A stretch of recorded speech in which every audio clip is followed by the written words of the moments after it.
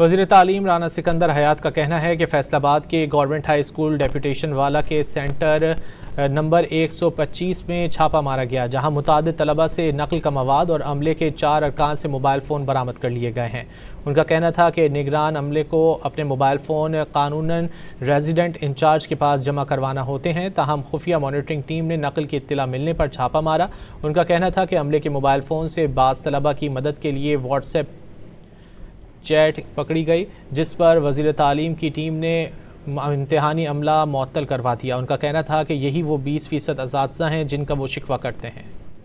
वज़ीर तालीम राना सिकंदर हयात का कहना है कि फैसलाबाद के गवर्नमेंट हाई स्कूल डेप्यूटेशन वाला के सेंटर नंबर 125 में छापा मारा गया, जहां मुतादिद तलबा से नकल का मवाद और अमले के 4 अरकान से मोबाइल फ़ोन बरामद कर लिए गए हैं। उनका कहना था कि निगरान अमले को अपने मोबाइल फ़ोन कानूनन रेजिडेंट इंचार्ज के पास जमा करवाना होते हैं, ताहम खुफिया मॉनिटरिंग टीम ने नकल की इत्तला मिलने पर छापा मारा।